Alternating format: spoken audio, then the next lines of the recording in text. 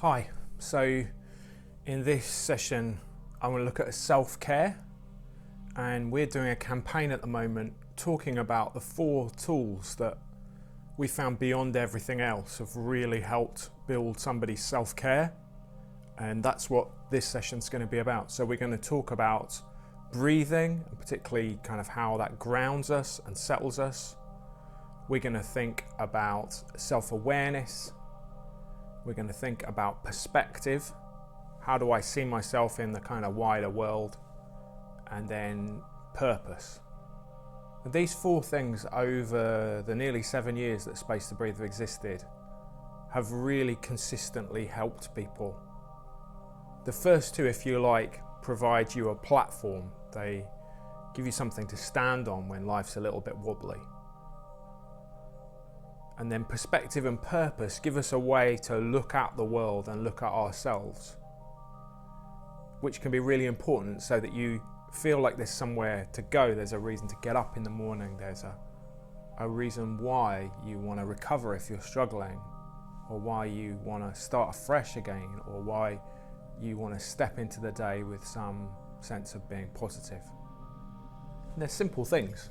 Self-care on the whole isn't complicated. Now, if we're struggling with our mental health, I still really encourage you to go see a GP and to talk to people and get support from people around you. But these 4 things can give you a little stability, often to see where you are and to know what kind of support you can get. So I hope this will be really helpful, and as ever, there's more things on our website that you can check out. So to begin with, I want to start by doing a breathing exercise, and this has been our bread and butter. When you're struggling, when you're feeling stressed, often there's a constriction in your body, and particularly the blood vessels in your head. You can feel lightheaded, and that can make you help add to that sense of feeling anxious. Oxygen going to the brain calms you, settles you. It also desensitizes or de-emphasizes that fight or flight impulse that has in you. It connects with your nervous system and enables you to not respond by either fighting or flying, going. Fight or flight you might have heard of. But then also just that rhythm.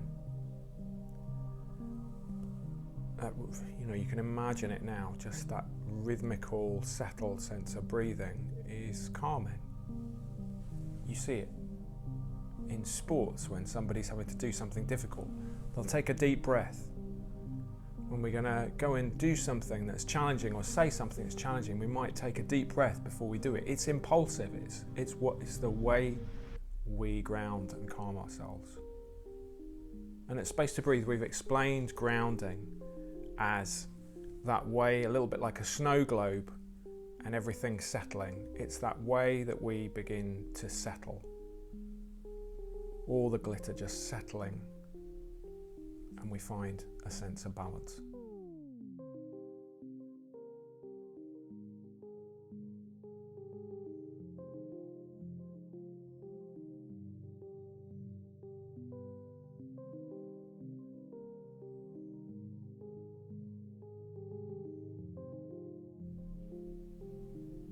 So just take a few moments with me now, and we're going to do a breathing exercise together. And what I want you to do to begin with is to notice all the physical aspects of breathing and how it feels to you. Notice the movement of your rib cage as you breathe in and out. Try and zero in on this and nothing else. Our minds are often busy and full of things. Just take a moment to breathe with me and focus on nothing else.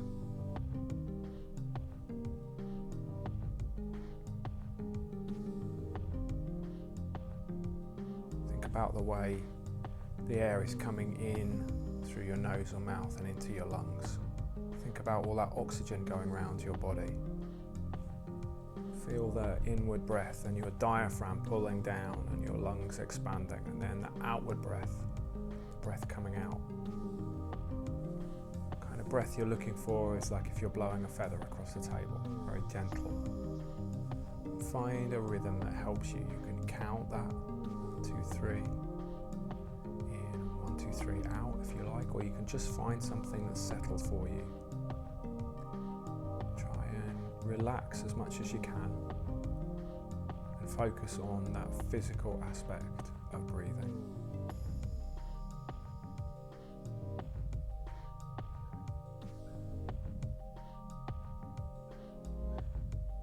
There are many different things and ways that we can try to develop a sense of breathing in a settled way to help us calm ourselves. But in this exercise, I'm just going to use the picture of us filling up our lungs and then expelling air through our mouth. And we're going to think about what we need in the inward breath and what we need to let go of in the outward breath. So on the inward breath, just focus, keep breathing in and out, but focus on that inward breath, that take in of air. And each time you do that, just think to yourself, right now, what do I need? And try and sum that up in a word or a phrase and have that in your mind. Almost imagine yourself inhaling that thing that you need. So it might be calm, it might be peace, or it might be strength. Just imagine yourself inhaling a sense of calm and that flooding around your body. A sense of peace, a sense of strength, a sense of purpose.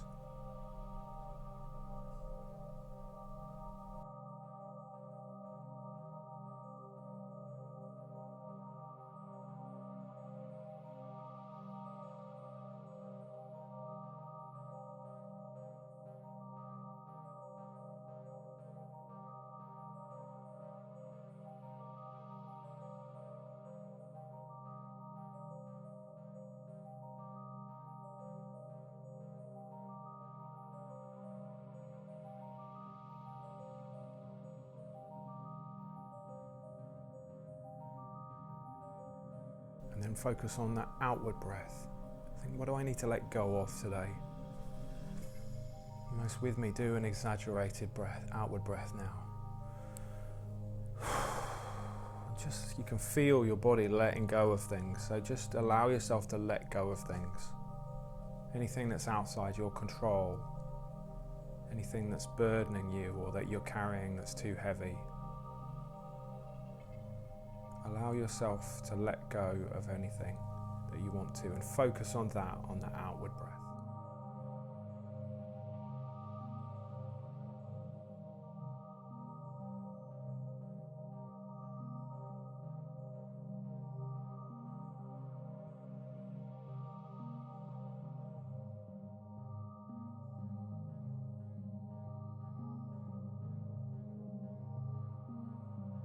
Take 1 or 2 just deeper, relaxed breaths with me, and then we're going to come back into the room.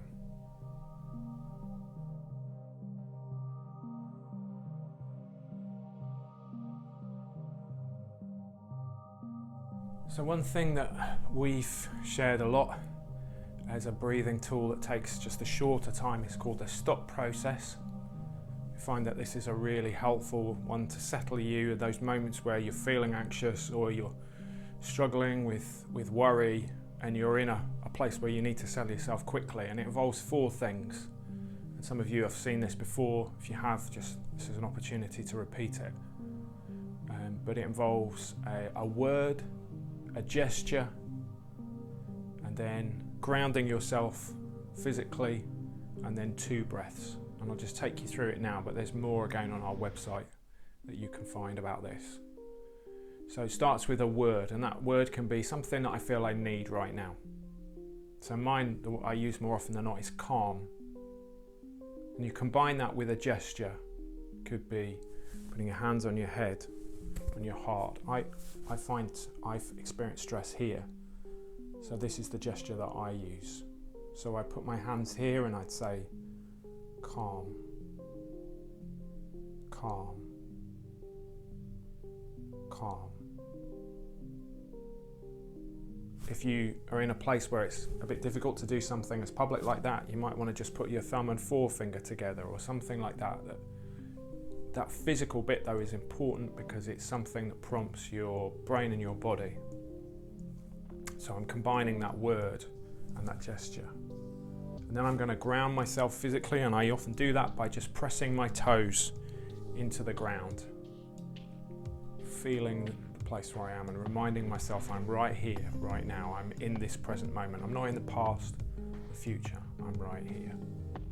You can put your hands on your chair, feel that, or anything that gives you a sense of being present. And then we take 2 breaths, and I usually start with a big sigh to get myself reset. And then 2 breaths. So we'll combine those all together, and it goes like this. Calm. Calm. Calm. Ground myself, reminding myself I'm present, pushing my toes into the ground.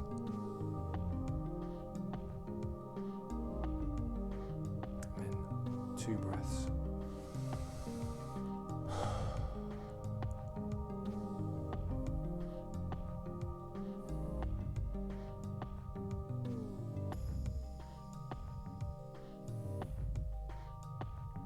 If you want to, then you can sit and wait for a few moments, and it can be a way just to help you settle in stressful times.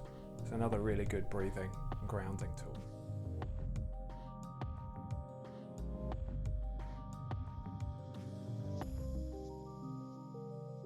So I want to talk about self-awareness next, and I'm just going to use some slides to help with this little section.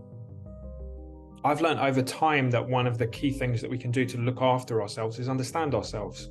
Because even if we then understand that we're in a difficult place, we are working from where we are and not from where we're not. Also, knowing what's going on in us helps often unlock solutions. It's amazing how much you actually hold that can help you. And we feel like we can't cope and we can't manage, and yet somehow we do. How do we do that? Self-awareness, understanding those ways we work, those ways we recharge, those ways we support ourselves can be really important. So this is the way that I try and understand things.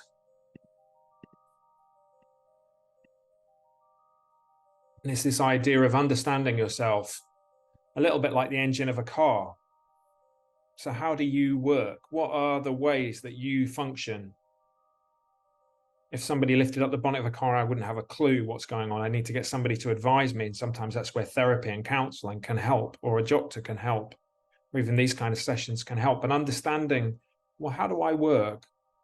I'm an introvert or an extrovert. What gives me energy? What times do I need to rest? Where are the times of the day that I struggle and the times that I do well?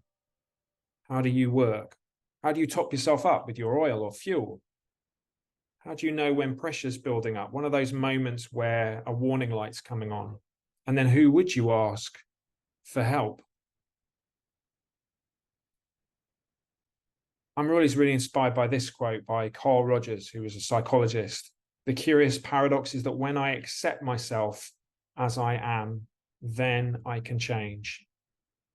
That's an incredible idea, that accepting myself, knowing myself, and then saying that's where I am is that moment of change. We feel like when we need to change, we have to almost not be where we are, and yet change starts in that moment of accepting yourself. And I like this from Rumi, the poet. We carry inside us the wonders we seek outside us. Often we think we need to find expertise, solutions, things that aren't within us, and yet actually we will normally carry all those wonders within us. One of the mindful exercises that we use is to imagine your thoughts and feelings like cars on a road, just going past you, and you're not required to intervene, but you just sit there and become aware of it. And if you want to, why don't you pause the video now and just think about, how am I feeling? And imagine watching those emotions and feelings and worries just going past like cars on a road.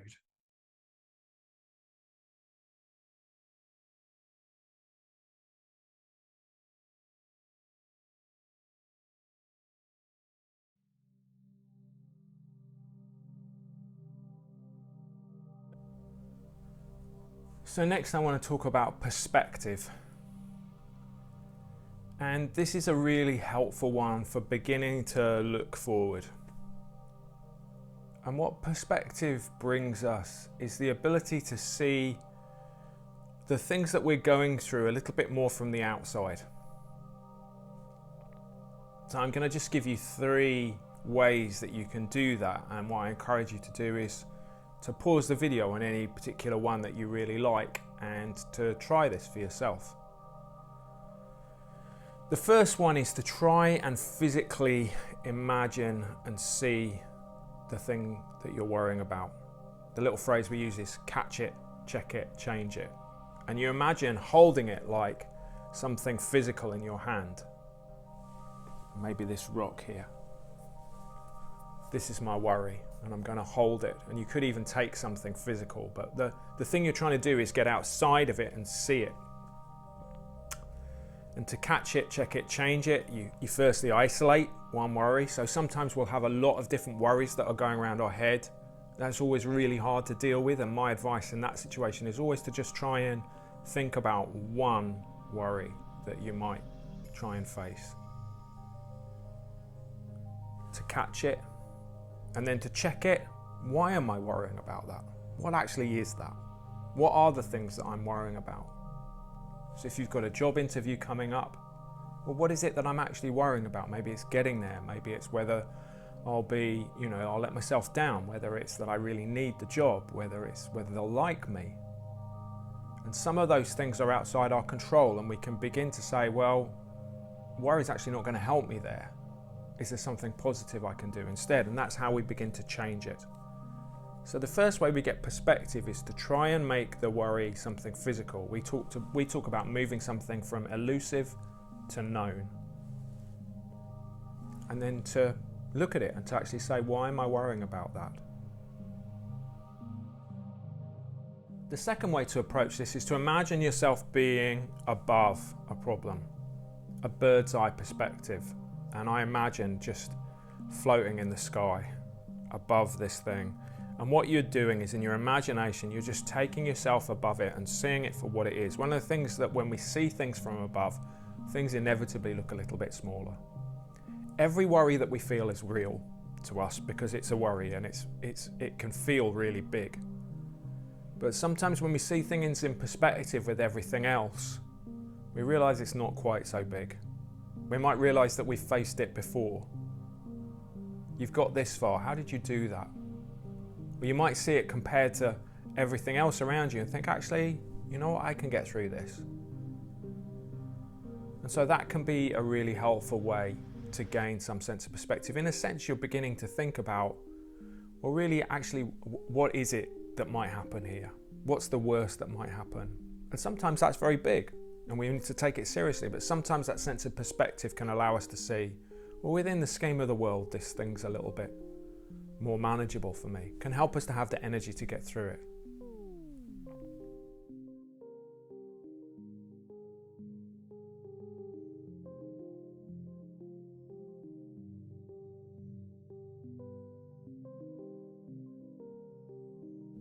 And the third thing I do for perspective is to imagine 2 horizons, just like this picture.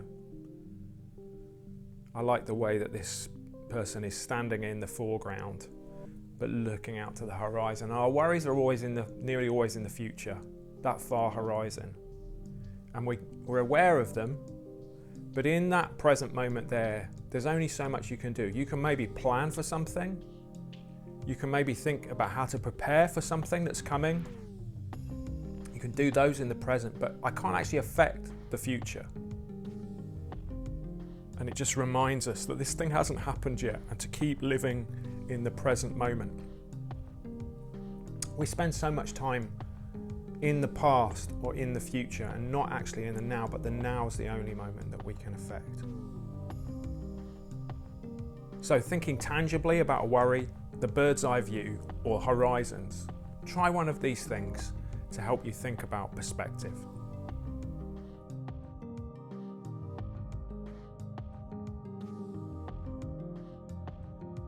And then the last subject I want to touch on is purpose. Because at the heart of us as human beings, I think, is that sense of hope or value or identity that we have in us that enables us to look at the day positively. And there's been so much now written and studied about how thinking more positively can really change our well-being and our mental health. A study at Harvard University in the States found that if we think of 3 things that we're grateful for every day, and we do that for a period that develops routine, then that can be as effective as some treatments for depression and anxiety. Not replacing them, but as effective.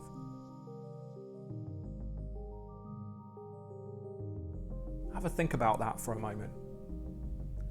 That just refocusing our mind to be more positive can make that big change. And we know that we're wired towards worry, to see threats. And so that can be a little bit difficult to do. But one of the things that can help us is a sense of purpose. What is it that I value in the world? What are the things that I really want to do in my life? Who are the people and the things that give me energy? What are the things that I hope for?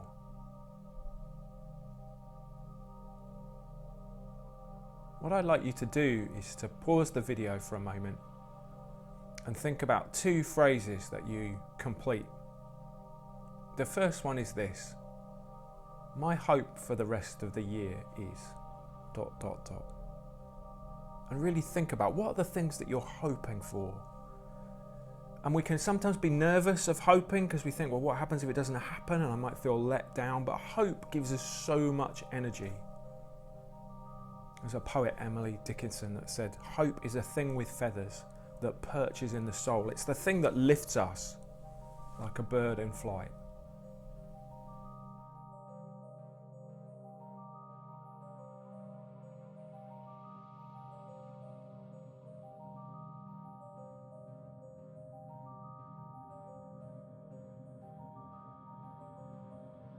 And then the second one is this: I feel a sense of purpose when ... What I mean by that is that thing that gives you a bit of energy and you feel like there's value for you, and you're positive about something, you enjoy doing something, or there's something that you feel like you're making a real contribution. There's those moments where you feel value. So if I feel a sense of purpose when I'm being kind to other people, or when I'm being a parent, or when I'm at work, or when I'm running, or when I'm resting, or when I'm being creative, whatever it might be, think about those things. I feel a sense of purpose when ...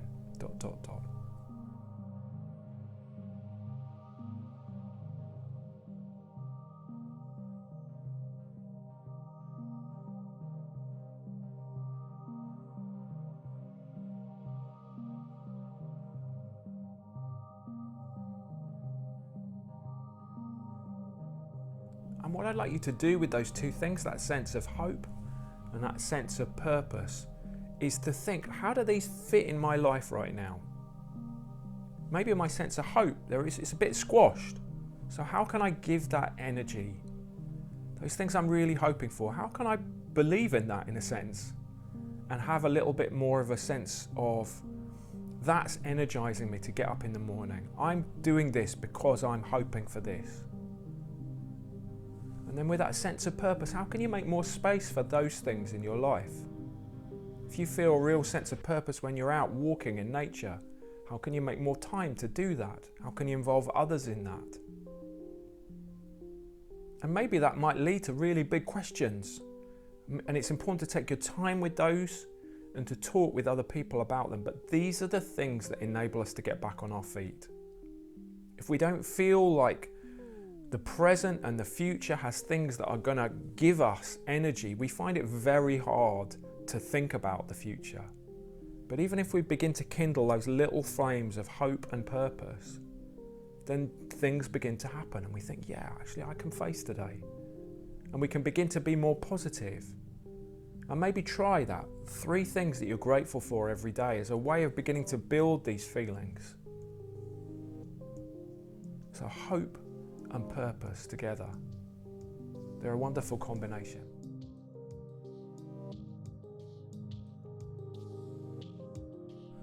So I hope you found that helpful. That's our 4 tools of self-care that we found consistently help people.